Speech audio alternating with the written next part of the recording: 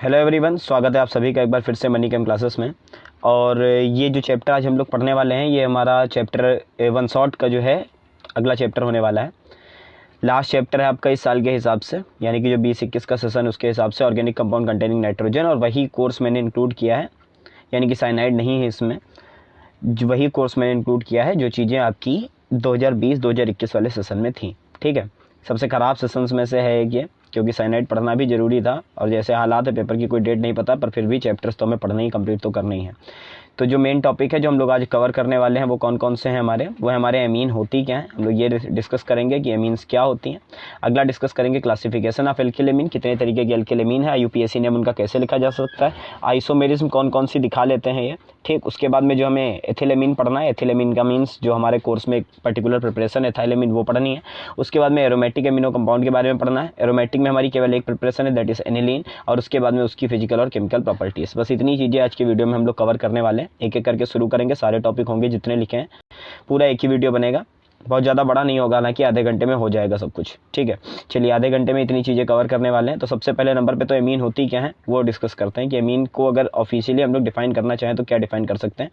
तो देखिए, ये तो किताबों में लिखा मिल जाएगा कि ये RNH2 जो होती हैं वो हमारी क्या होती हैं, एमीन होती हैं। NH2 एक फंक्शनल ग्रुप है जिसके बारे में आप ऑलरेडी 11th क्लास में पढ़ चुके हो। ठीक है, वहाँ पर भी हम लोगों ने इस ग्रुप को एमाइन नाम से ही पढ़ लिया था। ठीक है, लेकिन अगर ऑफिशियली डिफाइन करें तो फिर क्या डिफाइन करेंगे कि alkyl derivative of ammonia. Ammonia means आपको पता है NH3 है, और एल्किल डेरिवेटिव का मतलब है कि इसके हाइड्रोजन को रिप्लेस कर दीजिए किससे, इसके हाइड्रोजन को रिप्लेस कर दीजिए R से। तो अगर एक हाइड्रोजन रिप्लेस करो तो NH2 बचेगा, और उसकी जगह पर अगर हम नाइट्रोजन की वैलेंसी R से पूरी करें तो RNH2 आ जाएगा हमारे पास में। तो वो क्या होंगे, हमारे सबसे सिंपल एमीन की कैटेगरी में आएंगे। ऐसा नहीं है कि केवल NH2 ग्रुप लगा है तभी एमीन है, इसके पास जितने हाइड्रोजन है सारे के सारे रिप्लेस किए जा सकते हैं, यानी कि R2NH जो होगा वो भी आपका एमीन की कैटेगरी होगी, और R3N भी आपकी एमीन की ही कैटेगरी में आएगा। तो ऑफिशियल डिफिनीशन क्या बनेगी कि एल्किल डेरिवेटिव ऑफ अमोनिया। ठीक है, alkyl derivative of ammonia are classified as alkyl amine, they are कौन से aliphatic amine which are obtained by replacement of one or more hydrogen atoms from ammonia. देखो पूरी definition लिख दी है मैंने कि जो कैसे पता है मिलते हैं हमें, जो मिलते हैं जब हम लोग एक या ज़्यादा हाइड्रोजन को, अमोनिया की एक या ज़्यादा हाइड्रोजन को हम लोग रिप्लेस कर दें, किससे रिप्लेस कर दें हम लोग, R से, यानी कि एल्किल ग्रुप से रिप्लेस कर दें। ठीक है, तो ये तो ऑफिशियल डिफिनेशन हो गई कि हाँ ठीक है, एमीन को हम लोग ये डिफाइन कर सकते हैं, अगर पेपर में आएगा तो ये लिख देंगे। उसके बाद में क्लासिफिकेशन कितने तरीके का है, तो दो तरीके से क्लासीफाई किया गया है, दोनों को बारी बारी से डिस्कस करेंगे। पहला जो क्लासिफिकेशन है वो है हमारा on the basis of number of R group, वही कि एक हाइड्रोजन को हटाया या दो हाइड्रोजन को हटाया। ठीक है, तो वही प्राइमरी, सेकेंडरी और टर्सरी, अगर आपने अल्कोहल वाला देखा तो आपको पता होगा 1 डिग्री 2 डिग्री 3 डिग्री क्या होते हैं। तो अगर प्राइमरी अमीन है इसमें 1 R group is present with nitrogen. ठीक है, तो इसमें केवल एक हाइड्रोजन को, जो NH3 उसके एक हाइड्रोजन को हम लोग किससे रिप्लेस करते हैं, R से रिप्लेस करते हैं, यानी कि इसका जो जनरल फार्मूला आएगा वो आएगा RNH2, जहाँ पर R कोई भी एल्किल ग्रुप हो सकता है। फॉर एग्जांपल मैंने लिख दिया है कौन सा, CH3NH2, यानी कि मेथिलेमीन इसको कहेंगे हम लोग। दूसरा है कि सेकेंडरी कौन सी होंगी, तो सेकेंडरी होंगी 2 R groups are present with nitrogen, जहाँ पर दो हाइड्रोजन को R से रिप्लेस कर दिया जाए, यानी कि दो हाइड्रोजन हट जाएं, 2 R लग जाएं, एक हाइड्रोजन एसिटिस रह जाएगा, यानी कि जनरल फार्मूला बनेगा R2NH। अभी सबके एग्जांपल्स आएंगे जैसे जैसे क्लासिफिकेशन आगे बढ़ेगा। और टर्सरी क्या होगा, टर्सरी क्या होगा, देयर आर कितने 3 R groups are present with nitrogen, यानी कि तीनों हाइड्रोजन हटा दिए जाएं और तीनों R लगा दिए जाएं। तो ये जो हमारी अमीन आएगी वो टर्सरी अमीन की कैटेगरी होगी। तो ये तो हो गए प्राइमरी, सेकेंडरी और tertiary on the basis of number of R group, कि कितने हमारे एल्किल ग्रुप लगे हैं। और दूसरा जो है वो है on the basis of nature या टाइप्स ऑफ एल्किल ग्रुप, कि जो एल्किल ग्रुप लगे हैं वो सेम है या नहीं। तो इसमें दो तरीके के आते हैं, पहला तो आता है सिंपल एमीन, दूसरा आता है मिक्स एमीन। तो सिंपल एमीन है कि अगर हमारे similar alkyl groups are present, अगर हमारे जो एल्किल ग्रुप लगे हुए हैं वो सिमिलर हों। तो सबसे पहली बात तो यहाँ पे हाइड्रोजन से मतलब नहीं रहेगा हमारा। अगर हमारे पास में R2 है यानी कि 2 डिग्री की है, या फिर R3N है, ठीक, यानी कि 3 डिग्री है, तभी हम लोग सिंपल या मिक्स पहचानेंगे, अदरवाइज कोई मतलब नहीं बनता।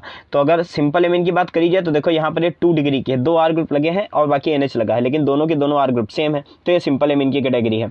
सिमिलरली यहाँ पर एथिल एथिल लगे हैं, साथ में NH लगा है, तो भी ये सिंपल एमीन है। अगर 3 लगे होते हैं, मान लो CH3 3 लगे होते हैं, CH3 और साथ में CH3, 3 एल्किल ग्रुप हैं और तीनों के तीनों किससे जुड़े हों, तीनों के तीनों जुड़े हों ऐसे नाइट्रोजन से, तो वो भी सिंपल एमीन की कैटेगरी होगी। मिक्स एमीन कब आएगा, when alkyl groups are different, बस इतना याद कर लो कि different R groups are present, जब आर ग्रुप जो है यानी कि एल्किल ग्रुप है वो हमारे डिफरेंट हो। तो जैसे एग्जांपल के तौर पे आप क्या कर सकते हो कि हमारे NH से एक CH3 लगा, एक C2H5 लगा, तो दो है ये 2 डिग्री का, कितने डिग्री का है 2 डिग्री का, सेकेंडरी अमीन है, लेकिन सेकेंडरी अमीन के साथ में ये मिक्स भी है क्योंकि जो दोनों एल्किल ग्रुप हैं वो डिफरेंट है। सिमिलरली ये देखो 3 डिग्री की अमीन है, 3 डिग्री की अमीन है, लेकिन इसमें तीनों एल्किल ग्रुप हमारे क्या है, डिफरेंट है। अगर दो सेम हो तीसरा डिफरेंट हो तब भी मिक्स अमीन की कैटेगरी ही रखी जाएगी। ठीक है, PDF में दे दूंगा, उसकी आपको चिंता नहीं करनी, स्क्रीनशॉट की PDF आप लोग कॉन्टैक्ट नंबर कमेंट बॉक्स में डाल दूंगा, उस पर आप मैसेज कर दोगे, उस पर मिल जाएगी आपको। उसके बाद में देखिए अगला टॉपिक क्या था कि आइसोमेरिज्म कौन कौन सी दिखा सकता है। तो आइसोमेरिज्म आपको पता होगा कि हमारा जो मॉलिक्यूलर फार्मूला है वो सेम रहता है, लेकिन जो प्रॉपर्टी या स्ट्रक्चर है वो डिफरेंट आ जाता है। ठीक है, तो सबसे पहली जो आइसोमेरिज्म दिखाई जा सकती है वो कौन सी है, चेन आइसोमेरिज्म। तो चेन आइसोमेरिज्म पता है, फर्स्ट ईयर से हम लोग पढ़ते चले आ रहे हैं इन चीज़ों को कि चेन आइसोमर क्या होते हैं, कि हमारे पास में कार्बन की चेन जो होती है वो डिफरेंट होती है, कार्बन स्केलेटन डिफरेंट होता है और साथ में जो मॉलिक्यूलर फार्मूला है वो सेम होता है। तो यहाँ पर हम लोगों को अगर थोड़ा सा भी अंदाजा है, नहीं है तो बस सीख लो कि अगर हमें चेन आइसोमेरिज्म कम देखने को मिलेगी, 1 कार्बन पे नहीं देखने को मिलती, 2 कार्बन पे भी नहीं देखने को मिलती, 3 पे भी नहीं देखने को मिलती, क्योंकि 3 कैसे भी लगाओ वो लास्ट में 3 की ही चेन आएगी। तो 4 की चेन जब आती है तभी चेन आइसोमर देखने को मिलते हैं। तो देखिए यहाँ पर कौन सा 4 कार्बन आपके लाइन से लगे हैं, उसके बाद में NH2 लगा हुआ है, यहाँ पर 3 कार्बन की चेन है, एक मिथिल ग्रुप साइड में लगा हुआ है और साथ में NH2 लगा हुआ है। तो अगर ओवरऑल देखें तो यहाँ पर भी 4 कार्बन है, यहाँ पर भी 4 कार्बन है, NH2 ग्रुप दोनों में सेम है। तो मॉलिक्यूलर फार्मूला ओवरऑल सेम आ रहा है, लेकिन जो कार्बन स्केलेटन है वो डिफरेंट है। तो ऐसी आइसोमेरिज्म को हम लोग चेन आइसोमर की कैटेगरी में रख देते हैं।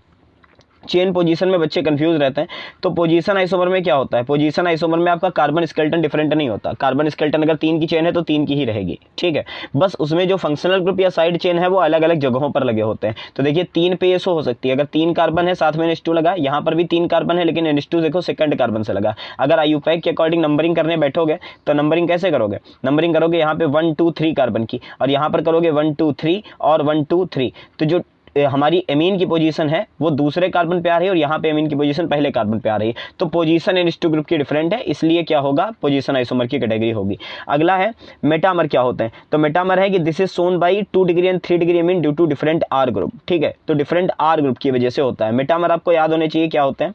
मेटामर होते हैं जब इससे हमारी जो एक फंक्शनल ग्रुप है बीच में लगाओ, ऐसे होते थे मेटामर, याद करो। यहाँ पर CH3 लगा, यहाँ पर C2H5 लगा। ठीक है, तो कितने हो गए, 2 1 3, यहाँ पर C3H7 कर लो। तो C3H7 और दूसरा मैं लिख दूंगी, एक तरफ भी C2H5 बीच में O और दूसरी तरफ भी C2H5। तो देखो ओवरऑल कितने, 4 कार्बन यहाँ है, 4 कार्बन यहाँ है, 10 हाइड्रोजन यहाँ है, 7 और 3 10 हाइड्रोजन यहाँ, एक ऑक्सीजन यहाँ, एक ऑक्सीजन यहाँ। ठीक है, तो ओवरऑल मॉलिक्यूलर फार्मूला सेम है लेकिन लिंकेज डिफरेंट है, यानी कि लिंकेज जो है कार्बन ऑक्सीजन की लिंकेज वो डिफरेंट है। यहाँ पर क्या होगा, यहाँ पर कार्बन नाइट्रोजन की लिंकेज देखी जाएगी। तो ये तभी बनेगा जब हमारे कैसे मिक्स अमीन मौजूद हो, यानी कि एल्किल ग्रुप डिफरेंट हो। अब जरा देखिए ये CH3 CH2 CH3 CH2 के साथ में NH, तो ये देखो सिंपल एमीन की कैटेगरी, क्योंकि एथिल ग्रुप लगा।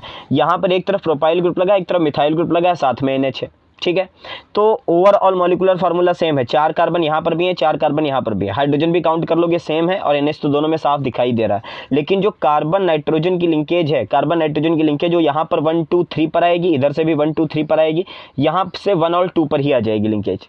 क्लियर, तो ऐसी आइसोमेरिज्म जहाँ पे लिंकेज डिफरेंट होती है, यानी कि फंक्शनल ग्रुप की लिंकेज डिफरेंट होती है, उसे हम मेटामर कहते हैं। तो मेटामेरिज्म मिक्स अमीन हमारे शो कर लेते हैं। चलिए, ये तो हो गई आइसोमेरिज्म की बात। उसके बाद में आ जाते हैं कि स्ट्रक्चर कैसा होता है एमाइन का। तो स्ट्रक्चर समझने के लिए आपको पहले अमोनिया का स्ट्रक्चर समझना होगा। तो अमोनिया कैसी होती है, 3 सिंगल बॉन्ड है, एक लोन पेयर है। तो 3 सिंगल बॉन्ड एक लोन पेयर, तो नंबर ऑफ सिग्मा बॉन्ड लिख दिए 3 है, नंबर ऑफ लोन पेयर 4 है, दोनों को जोड़ लो तो कितने हैं, नंबर ऑफ लोन पेयर 1 है, ऐड कर लो तो 4 है। तो हाइब्रिडाइजेशन कौन सा आ गया, sp3 हाइब्रिडाइजेशन आ गया। sp3 हाइब्रिडाइजेशन आ गया तो फिर इसकी जो ज्योमेट्री है वो कैसी हो गई, जो ज्योमेट्री है वो हो गई हमारी टेट्राहेड्रल। ठीक, उसके बाद में अगर हम इन हाइड्रोजन्स को, जो हाइड्रोजन दिख रहे थे नीचे नाइट्रोजन से ऐसे जुड़े हुए दिख रहे थे 3 हाइड्रोजन, अगर इन तीनों हाइड्रोजन को हम R से रिप्लेस भी कर देते हैं तो R से रिप्लेस करने पर ज्योमेट्री में कोई फर्क नहीं पड़ेगा। तो वही देखो यहाँ पे लिखा है कि if hydrogen atoms are replaced by R there is no change in hybridization. तो हाइब्रिडाइजेशन में कोई चेंज नहीं होगा। तो ज्योमेट्री कैसी रहेगी, टेट्राहेड्रल, और बॉन्ड एंगल कितना होना चाहिए, 109 डिग्री 28 मिनट का। लेकिन क्योंकि लोन पेयर की प्रेजेंस है तो कम हो जाएगा, 107 रह जाता है अमोनिया का। ठीक है, 107 रह जाता है, लगभग 2 डिग्री कम हो जाता है। उसके बाद बात कर लो नेचर की भी। तो नेचर जैसा अमोनिया का वैसा ही आपके एमाइन का। तो अमोनिया का नेचर, NH3 को अगर जानते हो तो NH3 के पास में लोन पेयर है, H+ को एक्सेप्ट कर लेता है, H+ को एक्सेप्ट करके NH4+ आयन बनाता है। कौन सा आयन बनाता है, NH4+ आयन, जिसे अमोनियम आयन कहते हैं। तो H+ का एक्सेप्टर है तो ब्रोंस्टेड लोरी का बेस है। ठीक है, तो वही चीज़ यहाँ पे मेंशन कर रखी है कि like ammonia amines are basic in nature, ठीक, क्योंकि अगर आप हाइड्रोजन को H से हटा रहे हैं, H को आप R से हटा रहे हो, तो लोन पेयर पे तो कोई इफेक्ट नहीं पड़ रहा है, तो वो चीज़ें हो सकती हैं हाइड्रोजन को तब भी एक्सेप्ट कर लेगा। तो like ammonia amines are basic in nature due to presence of lone pair of nitrogen atom, ठीक है, तो लोन पेयर जो नाइट्रोजन आइटम पे है उसकी वजह से क्या होगा, उसकी वजह से बेसिक होंगे, ठीक। उसके बाद में आ जाता है RNH2 प्लस H2, अगर हम H2O से रिएक्शन करा करके देखें तो H2 हमें पता है एम्फोटेरिक होता है, H प्लस OH माइनस दोनों का डोनर है, तो अगर ये बेस है, अगर ये बेस है तो ये किसकी तरह काम करेगा, एसिड की तरह अपना H प्लस उठा करके इसको दे देगा, यानी बनेगा RNH3 प्लस, तो इसे क्या कहेंगे, इसे कहेंगे, उसे कहते थे हम लोग कौन सा, NH4 प्लस को कहते थे अमोनियम आयन, इसे कहेंगे एल्किल अमोनियम आयन, ठीक, क्योंकि R भी अटैच है, साथ में प्लस OH माइनस जुड़ भी सकता है, अटैच हो जाएगा आराम से, आयनाइजेबल स्टेट पे रहेगा, सोल्यूशन में डालोगे टूटेगा भी। उसके बाद में आ जाते हैं मेन किस पर आ जाते हैं। देखो एक चीज़ और डिस्कस करनी रहेगी, वो यहाँ पे है नहीं, इसको थोड़ा छोटा कर लो बिल्कुल और तब डिस्कस कर लेते हैं कि अगर हम लोग बात करें कि बेसिक कैरेक्टर होगा कैसे, पूछा गया है क्वेश्चन, तो NH3 को अगर हम लोग ले लें, एक तरफ NH3 ले लें, उसके बाद में RNH2 ले लें, उसके बाद RNH2 ले लें, उसके बाद में हम लोग क्या ले लें, R2NH ले लें 2 डिग्री की, और उसके बाद में लास्ट में ले लें R3N, तो सबसे ज़्यादा बेसिक कौन होगा ये बताना है, ठीक है, सबसे ज़्यादा बेसिक कौन होगा ये बताना है। तो देखो भाई बेसिक चेक करने के लिए क्या है कि H प्लस एक्सेप्ट करा लो, सब पे H प्लस एक्सेप्ट करा लो, H प्लस का एक्सेप्टर ही तो होगा बेस, H प्लस एक्सेप्ट कराने पर पॉजिटिव आयन बनेगा, वो पॉजिटिव आयन जितना ज़्यादा स्टेबल है आपका बेसिक कैरेक्टर उतना ज़्यादा आएगा, ठीक है, ये GOC मैंने पढ़ाया है, GOC वाले वीडियो देख लोगे तो बिल्कुल क्लियर हो जाएगा। तो अगर हम लोग इस पे H प्लस एक्सेप्ट कराते हैं तो NH4 प्लस बना, यहाँ 4 हो जाएगा, यहाँ पर प्लस आया, यहाँ पर NH3 हो जाएगा प्लस आया, यहाँ पर क्या हो जाएगा H2 होके प्लस आ जाएगा, और यहाँ पे H आकर के प्लस आ जाएगा। तो देखो यहाँ पे कॉन्सेप्ट केवल इतना सा है कि जो आपका R ग्रुप होता है, R ग्रुप अगर RN से जुड़ा है और आपका HN से जुड़ा है, तो ये इलेक्ट्रॉन डेंसिटी नहीं क्या कर पा रहा है, डोनेट कर पा रहा है, जबकि R जो है वो इलेक्ट्रॉन डेंसिटी डोनेट करेगा, ठीक, R जो है वो इलेक्ट्रॉन डेंसिटी डोनेट करेगा, जितनी ज़्यादा इलेक्ट्रॉन डेंसिटी डोनेट करेगा, यहाँ पर जो प्लस बनेगा H प्लस को एक्सेप्ट करने के बाद में, वो उतना ही ज़्यादा क्या हो जाएगा, वो उतना ही ज़्यादा हो जाएगा स्टेबल, और अगर उतना ज़्यादा वो स्टेबल हो गया तो आपका बेसिक कैरेक्टर उतना ज़्यादा निखर के बाहर आएगा। कहने का मतलब यह है कि जितने ज़्यादा R ग्रुप, जितने ज़्यादा R, अगर R सेम है तो जितने ज़्यादा R होंगे उतना क्या हो जाएगा, उतना ज़्यादा आपका क्या होगा, बेसिक कैरेक्टर आएगा, उतना ज़्यादा बेसिक कैरेक्टर आएगा। तो बेसिक कैरेक्टर याद कर लो कि 3 डिग्री सबसे ज़्यादा बेसिक, 2 डिग्री उससे कम बेसिक, 1 डिग्री उससे कम, और सबसे कम कौन है, सबसे कम है अमोनिया, ठीक, ये चीज़ याद होनी चाहिए। लेकिन ये बात तभी तक है जब तक कि आपकी क्या है, जब तक कि आपकी जो R है वो सेम है। अगर मैं कह दूं ये एक और एग्जांपल देख लो कि CH3NH2 और C2H5NH2, ये तो चलो कमेंट करके बताओ कौन ज़्यादा बेसिक होगा, NH2 लगाओ, ठीक है, तो CH3NH2 C2H5NH2 में कौन सा ज़्यादा बेसिक कैरेक्टर दिखा देगा, जो और इसका रीज़न क्या होना चाहिए, किस बिहाफ पे आप कह सकते हो कि ये ज़्यादा बेसिक होगा, ये कम बेसिक होगा, ये A है ये B है। यहाँ पे R मैंने डिफरेंट कर दिए हैं, बस उसी के बिहाफ पे बताना है, अगले वीडियो में क्लियर कर दूंगा। चलिए आ जाते हैं अपने अगले टॉपिक पर, एथिलएमीन या एथेनामीन, ठीक है। तो फार्मूला क्या होता है इसका, C2H5NH2 पता है, होता कैसा है, इट इस कलरलेस इन्फ्लेमेबल गैस है, फिश लाइक ऑर्डर आती है, बॉइलिंग पॉइंट इसका 19 डिग्री का है, तो यहीं से पता चल जाता है कि गैस होगी रूम टेम्परेचर पे। Soluble in water due to NH linkage, ठीक है, NH लिंकेज मौजूद है, जैसे अमोनिया डिजॉल्व हो जाती थी वैसे ये भी डिजॉल्व हो जाएगा। Soluble in organic solvent as well, क्योंकि आपका ऑर्गेनिक पार्ट भी पीछे लगा हुआ है, ठीक है। उसके बाद में है क्या हाइड्रोजन बॉन्ड बना पाता है, तो बिल्कुल हाइड्रोजन बॉन्ड बना सकता है, क्योंकि नाइट्रोजन के साथ हाइड्रोजन की लिंकेज जब तक बची है तब तक आप हाइड्रोजन बॉन्ड बना लोगे, ठीक है। तो RNH2 अगर आपके पास में आता है तो वो हाइड्रोजन बॉन्ड बना लेगा, ठीक, कैसा, इंटरमोलिकुलर बनेगा। अगला है due to it melting and boiling point are higher than कौन सा, रिस्पेक्टिव मॉलिकुलर मास। हाँ ये बात तो अगर आप मेरे वीडियोस देखते हो तो पता होगी आपकी, मैं हमेशा बताता हूँ मेल्टिंग बॉइलिंग, जो नहीं देखते उनके लिए बता रहा हूँ नई बार से। मेल्टिंग और बॉइलिंग पॉइंट ये दोनों ही डायरेक्टली प्रोपोर्शनल होते हैं किसके, मॉलिकुलर वेट के, ठीक, या मॉलिकुलर मास लिख लो, बात एक ही है। तो मॉलिकुलर वेट, मॉलिकुलर मास जितना ज़्यादा होगा, यानी कि जितना ज़्यादा बल्कि मॉलिक्यूल होगा उसका MPVP उतना ही हाई होगा, ठीक है। अब कहने का मतलब ये है कि अगर हमारे पास में उसके अंदर कोई इंटरेक्शन और मौजूद मिलता है तो उसका मेल्टिंग बॉइलिंग जनरली क्या हो जाएगा, हाई हो जाएगा। जैसे कि एग्जांपल दे दूँ तो समझ जाओगे कि C2H5OH हो हमारे पास, और CH3O और CH3 हो, तो देखो ये ईथर है और कौन सा, डाई मिथाइल ईथर है, और ये हमारा इथिल अल्कोहल है, तो दोनों के पास देखो 2 कार्बन, ठीक, 6 हाइड्रोजन यहाँ भी है, 6 हाइड्रोजन यहाँ भी, 1 ऑक्सीजन यहाँ, 1 ऑक्सीजन यहाँ है। तो कहने का मतलब है कि मॉलिकुलर फार्मूला दोनों का सेम है, तो हाँ ठीक है, ये फंक्शनल आइसोमर की कैटेगरी में चले गए, ठीक है, अच्छी बात है। लेकिन अगर मॉलिकुलर फार्मूला सेम है तो मेल्टिंग बॉइलिंग तो सिमिलर होना चाहिए था, जबकि ईथर का बहुत कम आता है as compare to alcohol. Reason है कि एल्कोहल हाइड्रोजन बॉन्ड बना लेते हैं, ठीक, जबकि ईथर नहीं बना पाते हैं। तो क्योंकि उनके पास हाइड्रोजन बॉन्ड का इंटरेक्शन ज़्यादा होता है, इसलिए उनको तोड़ना या क्या कह सकते हो बॉयल करना कठिन होता जाता है। तो इसीलिए ये वाला पॉइंट आपको याद रखना है कि due to it it's melting and boiling point are higher than respective molecular mass, यानी कि हाइड्रोजन बॉन्ड बनने की वजह से थोड़ा सा इनका जो मॉलिकुलर मास है वो ज़्यादा निकल करके आता है। अब बात आती है बनाएं कैसे। तो बनाने के देखो पूरा का पूरा चार्ट है, उसी के बिहाफ पे बना सकते हो। सबसे पहले नंबर पे तो एक छोटा सा कॉन्सेप्ट है वो सीख लो। छोटा सा कॉन्सेप्ट क्या सीखना है कि अगर हमारे पास में NO2 हो और हम इसे कहें NH2 में बदल दो, तो देखो 2 हाइड्रोजन हटे हैं और दो ऑक्सीजन हटे हैं, 2 हाइड्रोजन जुड़े हैं, यानी कि ओवरऑल हमें यहाँ पर क्या निकालना होगा, H2O निकालना होगा, वो भी कितने 2। तो 2 H2O निकालने होंगे तब हम ये बना पाएंगे। यानी कि इसका रिडक्शन कितने हाइड्रोजन से कर देना चाहिए, 6 हाइड्रोजन से अगर रिडक्शन करते हैं तो जो NO2 ग्रुप है वो कन्वर्ट हो जाएगा किस में, वो कन्वर्ट हो जाएगा एमीन में, यानी कि NH2 में कन्वर्ट हो जाएगा। तो रिस्पेक्टिव बनाने इसलिए एल्किल ग्रुप हम लोग C2H5 लेकर के चलेंगे। तो अगर C2H5 NO2 हो, हम लोग इससे रिड्यूस कर दे 6 हाइड्रोजन के साथ में, तो 2 H2O निकल जाएंगे और हमारा जो C2H5 NH2 है वो बन जाएगा। साथ में अगर हमारे पास में कैसा CH3CO NH2 है, तो देखो सिंपल सी बात यहाँ पे है कि केवल हमारे पास में जो CO लिंकेज है, ये वाली CO NH2 कुछ ऐसे तो दिखता होगा CO NH2, बस हमें इस ऑक्सीजन इतनी ग्रुप को किसमें कन्वर्ट करना है, इतने ग्रुप को हमें कन्वर्ट करना है किसमें, CH2 में। कितने में कन्वर्ट करना है, CH2 में। तो 4 हाइड्रोजन का रिड्यूस करना पड़ेगा, क्योंकि 2 हाइड्रोजन जोड़ने हैं और 1 ऑक्सीजन निकालना है। तो अगर CH3CO NH2 हो, साथ में हम इसे 4 हाइड्रोजन से रिड्यूस कर दें, तो हमारे पास क्या निकल जाएगा, 1 H2O निकल जाएगा, प्रेजेंस रहती है Na(C2H5OH) की, और C2H5 NH2 हमारा बनेगा आकर के। उसके बाद में एक छोटा सा कॉन्सेप्ट और है, वो भी सीख लो, तब हम लोग आगे बढ़ें। मान लो हमारे पास में है ROH, क्या है ROH, और हम इसको अमोनिया दे देते हैं। क्या दे देते हैं, अमोनिया दे देते हैं। तो अमोनिया को मैं ऐसे लिख रहा हूँ, NH2 यहाँ और H यहाँ जोड़ करके, ठीक है, अब समझ में आएगा अच्छे से। तो अब बताना है कि इनमें से ज़्यादा बड़ा बेस कौन सा है। कैरेक्टर पे बातें होती है ऑर्गेनिक में, तो अगर हम लोग OH इसका निकाल लें, यानी कि अल्कोहल अपना बेसिक कैरेक्टर दिखाए, यानी कि ये ओवरऑल बात एक ही, ज़्यादा बेसिक है तो उसके सामने अमोनिया एसिडिक कैरेक्टर दिखाएगी, तो अपना H छोड़ देगी, तो आपका H+ और OH- इतनी चीज़ निकल जाएगी, यानी कि निकल क्या जाएगा आपका, निकल जाएगा आपका H2O। तो बचा क्या, R बचा, और साथ में क्या बचा, NH2 बचा, ठीक है। यानी कि अगर आप एल्कोहल बना लेते हो, एल्कोहल को आप अमोनिया दे देते हो, एल्कोहल प्लस NH3, तो H2O निकल जाएगा और RNH2 बन जाएंगे। बस इतनी बात आपको ध्यान रखनी है। तो जहाँ जहाँ से आप क्या बना सकते हो, एल्कोहल बना सकते हो, वहाँ वहाँ से आप अपना एमीन भी बना सकते हो।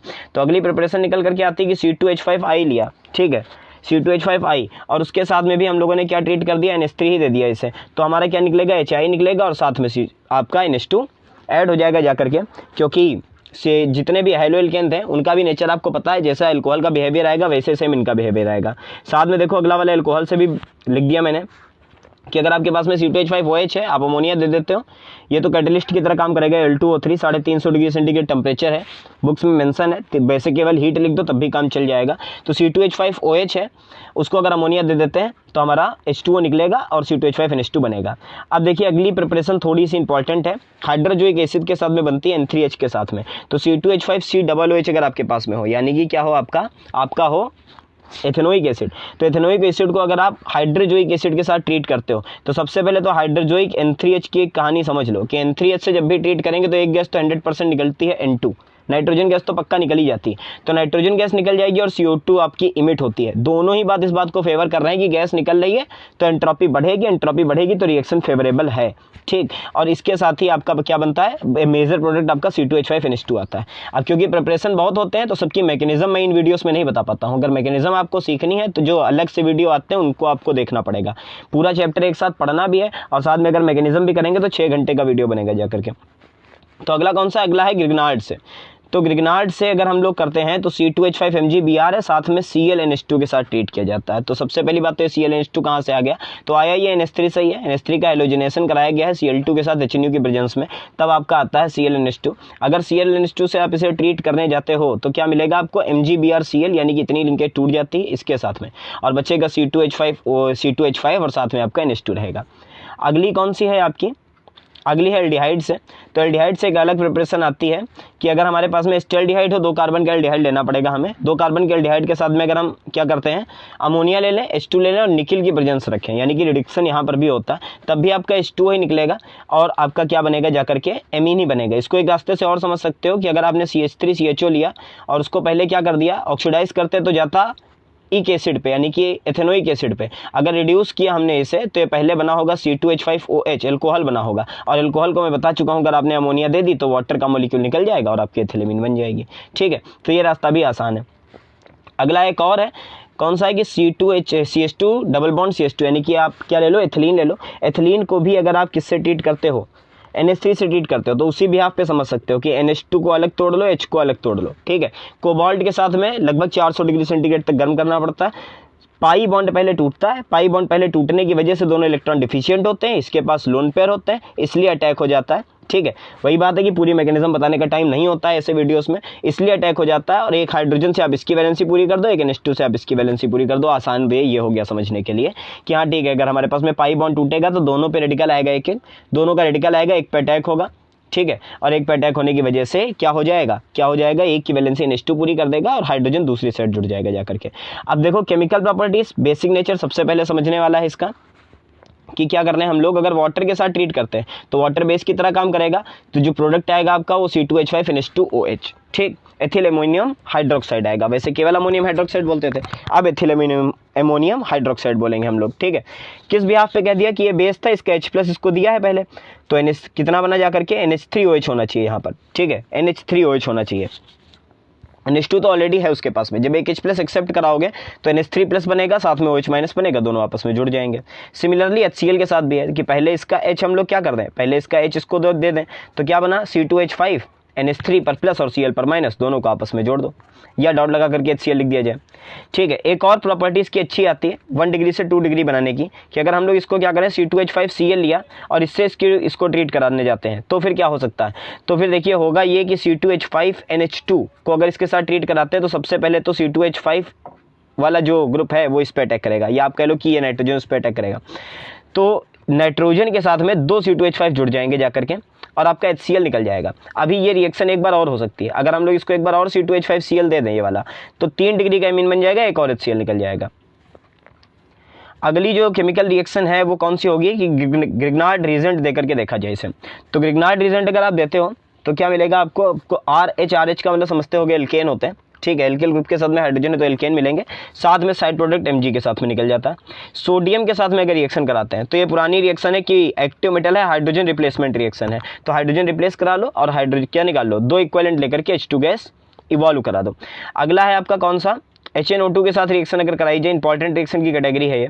अगर HNO2 के साथ में रिएक्शन कराई जाए NaNO2 प्लस HCl के प्रेजेंस में, तो आपका जो मेजर प्रोडक्ट आता है वो C2H5OH आता है, नाइट्रोजन गैस निकलती है, वाटर निकलता है। ठीक है, कार्बिलेमीन बाई नेम की उसमें पढ़ाऊंगा मैं मैकेनिज्म के साथ में। तो कार्बिलेमीन साइनाइड बनाने की रिएक्शन थी, अगर हम लोग क्लोरोफॉर्म के साथ बेस मिला दें इसमें, यानी कि C2H5NH2 को हम लोग क्लोरोफॉर्म विद बेस रखें तो हमारा C2H5NC यानी कि एथिल साइनाइड बनेगा, साथ में एक सॉल्ट और वाटर निकलता है। ठीक है, अगली जो रिएक्शन है वो है कंसंट्रेटेड HNO3 के साथ में नाइट्रेशन है, रिएक्शन का नाम भी है, नाइट्रेशन लिख लेना इसको, कोई इशू नहीं।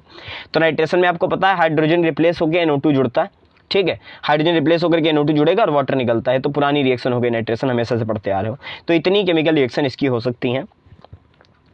अगला आता है आपका टॉपिक कौन सा कि एरोमेटिक एमीन क्या होती हैं। तो एरोमेटिक एमीन का मतलब क्या है कि आपके पास में अभी तक हम लोग पढ़ रहे थे RNH2, अब हम लोग पढ़ेंगे PHNH2, यानी कि हमारे NH2 के साथ में पीछे एक रिंग जुड़ी हुई हो, वही बेंजीन रिंग। तो कितने तरीके की हो सकती हैं, सबसे पहली तो है nuclear substituted compound. Nuclear substituted compound का मतलब क्या है कि इन विच NH2 is directly attached with benzene ring. ठीक, जब हमारा NH2 डायरेक्ट बेंजीन रिंग से कनेक्ट हो, तो कि इसके जैसे वहाँ पर 1 डिग्री 2 डिग्री 3 डिग्री था, वैसे यहाँ पर भी प्राइमरी सेकेंडरी और टर्सरी यानी कि 1 डिग्री 2 डिग्री 3 डिग्री तीनों हैं। डेफिनेशन सबकी देख लो एक बार, क्या होगी कि NH2 group is present with benzene ring, normally benzene ring के साथ प्रेजेंट हो। अगला है सेकेंडरी एमीन में क्या होगा कि हमारे पास में एक तो बेंजीन रिंग लगी ही है, एक तो बेंजीन रिंग लगी होनी चाहिए यहाँ पर, उसके साथ में ये तो टर्सरी का एग्जांपल है, उसको तो छोड़ दो भी। अगर हमारे पास में एक बेंजीन रिंग लगी है, उसके बाद में NH2 है, अगर इसका एक और हाइड्रोजन हम हटा लें, एक और हाइड्रोजन हटा लें, तो क्या बचा, PH बचा और NH बचा। अगर इसकी वैलेंसी को पूरा कर दें किससे, R से, यानी कि यहाँ के एक और हाइड्रोजन को R से रिप्लेस कर दें, तो देखो नाइट्रोजन से एक ही हाइड्रोजन तो रह गया, तो ये 2 डिग्री की कैटेगरी पे चला गया। साथ में ये एरोमेटिक भी है क्योंकि इसका लोन पेयर इस रिंग पर जा सकता है। ठीक है, चलिए टर्सरी एमीन का भी केस सेम रहेगा। क्या रहेगा कि हमारे पास में बेंजीन रिंग थी, उसके साथ में NH2 था, अगर ये दोनों हाइड्रोजन हटा लिए जाएं, ये दोनों हाइड्रोजन हटा लिए जाएं और दोनों R लगा दिए जाएं, तो टर्सरी एमीन की कैटेगरी हो गई, साथ में एरोमेटिक भी है। ठीक है, तो ये तो हो गए प्राइमरी सेकेंडरी टर्सरी का। अगला आता है क्या, ये एरोमेटिक क्यों है? एरोमेटिक इसलिए है क्योंकि एक तो इनके पास में बेंजीन रिंग है, तो बेंजीन रिंग के पाई इलेक्ट्रॉन तो सर आपस में क्या हो रहे हैं, रिवॉल्व कर ही रहे हैं, रिंग के अराउंड तो घूम ही रहे हैं वो। इसका लोन पेयर भी साथ में घूम रहा था। अब देखो यहाँ पे मेन फर्क यही आता है, यहाँ पे है नाम की साइड चेन सब्स्टिट्यूटेड एमिनो, कौन सा एमिनो कंपाउंड, तो साइड चेन सब्स्टिट्यूटेड है, यानी कि in this compounds NH2 group is not directly connected with C2H5 ring. ये बात याद रखनी है कि not directly connected with C6H5 ring while it is attached with side chain of benzene ring, यानी कि बेंजीन रिंग तो हो तो एरोमेटिक तो ये भी है, बिल्कुल एरोमेटिक है। क्यों एरोमेटिक है? क्योंकि अभी भी इसकी इतनी रिंग तो एरोमेटिक है ही है, लेकिन इससे जो नाइट्रोजन है NH2 ग्रुप है वो डायरेक्ट अटैच नहीं है। डायरेक्ट अटैच नहीं यानी कि इसका लोन पेयर इस रिंग पर रिजोनेट नहीं कर सकता, ठीक है। बस इतना फर्क है न्यूक्लियर सब्स्टिट्यूटेड में और आपके जो डायरेक्टली अटैच्ड वाले हैं उनमें, ठीक है। चलिए हम लोगों को पढ़नी कौन सी है इसमें, एनिलीन पढ़नी है। तो एनिलीन का फॉर्मूला जो है वो है C6H5NH2, ठीक है, C6H5NH2। इसका स्ट्रक्चर ऐसा होगा, आपको पता है, बेंजीन रिंग होगी उससे NH2 जुड़ा होगा। फिजिकल स्टेट इसकी लिक्विड होती है, कलरलेस होता है अगर प्योर है तो। बॉइलिंग पॉइंट इसका 183 डिग्री सेंटीग्रेड का है। व्हेन रिएक्ट विद ऑक्सीजन यानी कि ऑक्सीडाइज हो जाए तो इट अटेन्स ब्राउन कलर, तो ये किस कलर का हो जाता है, ब्राउन कलर का हो जाता है। मेल्टिंग पॉइंट इसका -6 डिग्री सेंटीग्रेड का है। अगला आता है कि it is insoluble in water, it is insoluble in water due to large aromatic part which decrease the formation of hydrogen bond। ठीक, तो ये बात याद रखनी है कि बच्चा कंफ्यूज हो जाता है कि NH2 लगा है तो पानी में क्यों नहीं घुला। पानी में इसलिए नहीं घुला क्योंकि इसका जब लोन पेयर pH पर जाएगा रिजोनेट करने के लिए, इस रिंग पर जब जाएगा रिजोनेट करने के लिए, तो यहाँ पर आएगा कौन सा करेक्टर, यहाँ पर आएगा डबल बॉन्ड करेक्टर, इस पर आ जाएगा प्लस, ठीक, और लोन पेयर तो हट ही गया। तो जब इसके ऊपर पॉजिटिव आ जाएगा, डबल बॉन्ड करेक्टर आ जाएगा, तो जो हाइड्रोजन बॉन्ड बनाने की टेंडेंसी है वो घट जाएगी। तो वो घट जाएगी तो पानी में डिसॉल्व नहीं हो पाया करेगा। अगला आता है केमिकल प्रॉपर्टीज कितने तरीके की हैं। तो केमिकल प्रॉपर्टीज है reaction due to NH2 group जो हम लोग बेसिक करेक्टर पढ़ते हैं, और दूसरा ड्यू टू रिंग जो बेंजीन रिंग लगी है उसकी वजह से। तो चलो भाई अंतिम चार्ट है, 26 मिनट हुए हैं, बस 10 मिनट में ये चार्ट कर दो तो 36 मिनट में हो जाएगा आपका वीडियो। तो कहाँ से बनाएं, सबसे पहले तो बनाने के कॉन्सेप्ट सेम रहेंगे जैसे हम लोगों ने वहाँ पे बनाए थे, बस वहाँ पे C2H5 लेके बनाए थे और यहाँ पर C6H5 लेकर के बना दो। तो अगर नाइट्रोसो बेंजीन लेते हैं C6H5NO, 4 हाइड्रोजन से रिड्यूस कर दो तो एक ऑक्सीजन हटा, यानी कि एक H2O निकला होगा, देखो आराम से निकला, और साथ में क्या बना, साथ में NH2 क्या आपका जुड़ गया, 2 हाइड्रोजन जुड़ गए, यानी कि C6H5NH2 बनेगा जाकर के। देखो वही काम वहाँ पे हम लोग एल्कोहल लेते थे, यहाँ पे हम लोगों ने एरोमेटिक एल्कोहल यानी कि फिनॉल ले लिया, और फिनॉल के साथ में हमने क्या दे दिया, अमोनिया दे दी, वाटर निकल जाना चाहिए, ठीक है, वाटर निकल जाना चाहिए, और वाटर के साथ में निकलेगा तो NH2 ग्रुप रिड्यूस हो जाना चाहिए। तो बिल्कुल सेम काम हुआ, C6H5OH था, इसने अपना OH छोड़ा, इसने अपना H छोड़ा, H2O निकल गया, ZnCl2 एनहाइड्रस लिखा हुआ है, तो ये डिहाइड्रेटिंग एजेंट है, तो रिएक्शन के रेट को बढ़ाएगा, यानी कि पानी जो खींचना है हमें रिएक्शन से उसमें हेल्प करेगा, तो रिएक्शन जल्दी हो जाएगी। अगला कौन सा आता है, अगला है हाफमैन ब्रोमाइड रिएक्शन, ठीक। तो C6H5CONH2 को अगर हम लोग Br2 और KOH के साथ में ट्रीट कर दें, ठीक, इसीलिए तो नाम ही है हाफमैन ब्रोमाइड रिएक्शन। तो C6H5CONH2 है हमारे पास में, उसको अगर हम लोग Br2 प्लस बेस दे देते हैं तब भी क्या बन जाएगा, C6H5NH2 बनेगा। ग्रुप चेंज की रिएक्शन है, मैकेनिज्म पढ़ोगे तो पूरी तरीके से समझ में आएगी, ठीक है। अगली वाली भी बाइनेम की कैटेगरी है, ठीक। बाइनेम की कैटेगरी क्या है ये हाइड्रोजोइक रिएक्शन वाली ही, यानी कि जो हम लोगों ने वहां पर पढ़ा था N3H के साथ रिएक्शन, तो वहां पर भी देखो N2CO2 निकला था, यहाँ पर भी N2CO2 निकला है, यानी कि नाइट्रोजन गैस CO2 निकली है, ठीक। रिएक्शन का नाम है, बस स्कीमेटिक रिएक्शन नाम है। तो यहाँ पे जो हमें इक एसिड लेना है यानी कि कार्बोक्सिलिक एसिड लेना है वो एरोमेटिक ले लेना है, बस C6H5COOH ले लो, हाइड्रोजोइक के साथ ट्रीट कर दो, C6H5 का NH2 आपको मिल जाएगा। वहाँ पे देखिए NO2 से 6 हाइड्रोजन से बनाया था, यहाँ पर भी NO2 और 6 हाइड्रोजन से बन जाएगा, यानी कि नाइट्रोबेंजीन अगर हम लोग लेते हैं C6H5NO2, 6 हाइड्रोजन से रिड्यूस कर दीजिए, 2 H2O निकल जाएंगे, SnHCl की तो प्रेजेंस होनी चाहिए और आपका C6H5NH2 बनेगा। साथ में वहां पर भी हम लोगों ने हेलो एल्केन से बनाया था, यहाँ भी हेलो एल्केन से बना लो। तो 2C6H5 से क्या लिया है, Cl लिया है, यानी कि क्लोरोबेंजीन लिया है, वही पुरानी रिएक्शन अमोनिया के साथ ट्रीट किया है, बस Cu2O की प्रेजेंस होनी चाहिए। तो Cu2O की प्रेजेंस अगर है हमारे पास में तब भी हमारा क्या प्रोडक्ट निकल के आएगा, फाइनल C6H5NH2 निकल करके आएगा। अब देखिए केमिकल, कौन सी केमिकल प्रॉपर्टी, तो जैसी केमिकल प्रॉपर्टी वहाँ थी सेम वैसी ही यहाँ पर भी है। HCl के साथ ट्रीट करेंगे तो क्या बनेगा, C6H5NH3Cl, एक H प्लस एक्सेप्ट करा लो, पहले Cl जोड़ दो। अगर Na के साथ ट्रीट कराते हैं तो देखो हाइड्रोजन गैस निकल गई, हाइड्रोजन डिस्प्लेसमेंट रिएक्शन हो गई। अगर हम लोग किसके से ट्रीट कर देते हैं, इसे RX से ट्रीट करते हैं, ठीक है। तो RH से ट्रीट करेंगे तो एल्काइलेशन होगा, यानी कि सबसे पहले नंबर पे तो एक HX निकला यानी कि हेलो एसिड निकले, तो आपका C6H5 NHR यानी कि 2 डिग्री पे पहुंच गए। एक बार और करा दिया तो देखो वहां पे नहीं कराई थी दूसरी बार, यहाँ पर इसीलिए लिख दी है दोबारा से कि अगर हम लोग एक बार और रिएक्शन को करा देते हैं तो 3 डिग्री पे पहुंच गए। यहाँ पे केवल नाइट्रोजन रह गया, साथ में एरोमेटिक भी है। तो स्ट्रक्चर कुछ ऐसा होगा, पीएच होगा, साथ में नाइट्रोजन होगा, और इससे क्या होंगे, इससे 2 R होंगे, और साथ में क्या होगा, इसका लोन पेयर होगा। ऐसा स्ट्रक्चर निकल करके आएगा। अगला कौन सा है, एसाइलेशन करा सकते हो CH3COCl के साथ में। तो CH3COCl के साथ में अगर एसाइलेशन कराते हैं तो एसाइलेशन में हमें पता है हमेशा से कौन सा ग्रुप जुड़ता है, COCH3 ग्रुप ही जुड़ता है, साथ में प्लस HCl निकल जाना है। उसके बाद में कार्बिलेमिन वहाँ पर भी हो सकती थी, कार्बिलेमिन यहाँ पर भी हो सकती है। वहाँ पर KOH लेके कराया था, यहाँ पे NaOH से कराई है। क्लोरोफॉर्म तो हमें सेम ही रखना है, उसमें कोई अंतर नहीं आएगा। साइनाइड बनते थे, साइनाइड बनेंगे, C6H5CN यानी कि साइनोबेंजीन बनेगा। ग्रिग्नार्ड के साथ में जब कराई थी तब भी सेम आएगा, ग्रिग्नार्ड जैसा लोगे वैसा आपको एल्केन मिल जाएगा, साथ में साइड प्रोडक्ट आपका किसके साथ Mg के साथ में, यानी मैग्नीशियम वाला साइड प्रोडक्ट जो हमेशा ग्रिग्नार्ड में मिलता आया है वही मिलेगा हमें। उसके बाद में आ जाती है रिएक्शन किसकी, बेंजीन रिंग की। तो बेंजीन रिंग में देखो पहली है गई हमारी हेलोजिनेशन। तो हेलोजिनेशन अगर हम लोग कराते हैं तो हमें क्या मिल जाएगा, आर्थोपैरा एक्टिव है। आर्थोपैरा कैसे एक्टिव है समझ लो, 1 मिनट में छोटा कर लो सब कुछ तब समझ में आएगा। हाँ चलिए, कि अगर हमारे पास में बात करें आर्थोपैरा एक्टिव कैसे हो गया, तो अगर बेंजीन रिंग ये है, ये आपके बॉन्ड बना लो, यहाँ पे अपना NH2 बना लो, और यहाँ पर हो गया लोन पेयर। तो लोन पेयर देखो रेजोनेंस की कंडीशन है, लोन पेयर है, फिर सिंगल बॉन्ड है, फिर डबल बॉन्ड है। तो रेजोनेंस कंडीशन में है, ये लोन पेयर यहाँ पर आएगा और ये बॉन्ड इधर पाई इलेक्ट्रॉन ट्रांसफर होंगे। तो सबसे पहले नंबर पे लोन पेयर कहाँ पे आके बैठेगा, यहाँ पर आकर के बैठेगा, यहाँ डबल बॉन्ड आ जाएगा। ठीक, उसके बाद में लोन पेयर आगे आएगा, अगली बार में कहाँ पर आएगा, यहाँ पर, और अगली बार में जब अटैक करेगा तो कहाँ पर आएगा, यहाँ पर, और लास्ट में वापस किस पर पहुंच जाएगा, नाइट्रोजन पर। तो देखो कहाँ से होके गुजरा, यहाँ, यहाँ और यहाँ, यानी कि आर्थोपैरा एक्टिव है। तो आर्थोपैरा एक्टिव इसलिए आर्थोपैरा पे ही प्रोडक्ट हमें मिलेगा, मेटा पे नहीं मिलेगा। ठीक है, एक्सेस है तो आर्थोपैरा दोनों एक साथ क्या हो रही हैं, कंबाइन हो रही हैं। एक्सेस ना होती तो एक आर्थो बनता, एक पैरा बनता। क्लियर। चलिए अगली बात आती है, तो ये तो हो गई हेलोजिनेशन। अगली कौन सी, नाइट्रेशन और आपका सल्फोनेशन। तो अगर नाइट्रेशन कराओगे तो नाइट्रिक एसिड विद किसके साथ, H2SO4 के साथ में, तो आर्थोपैरा पे क्या जोड़ दो आके, NO2 जोड़ दो आकर के। और अगर सल्फोनेशन कराते हो तो सल्फोनेशन में क्या जुड़ता है, SO3H आर्थो पर और पैरा पर। तो ये वाली रिएक्शन तो हमेशा से कॉमन नहीं है, हर जगह मिलती हैं। एल्कोहल वाली वीडियो देखी होगी उसमें भी मिली है, जहां पर भी जाओगे वहां पर बेंजीन रिंग, हेलोजिनेशन, नाइट्रेशन और सल्फोनेशन तो देता ही देता है। चलिए, तो ये आपका कंप्लीट हुआ यहाँ तक का चार्ट, और इसी के साथ में ये वीडियो भी खत्म होता है। अगला चैप्टर कोई भी पकड़ूंगा जिसके नोट्स बन जाएंगे सबसे पहले, उसका एक और डाल दूंगा वीडियो जिसमें पूरा चैप्टर आएगा। बाकी यूट्यूब पे पी ब्लॉक के कुछ इंपॉर्टेंट टॉपिक बनाने वाला हूँ जो अलग अलग आएंगे, क्योंकि पी ब्लॉक एक साथ नहीं पढ़ाया जा सकता, सबको पता है पी ब्लॉक अकेला नहीं हो पाएगा एक बार में।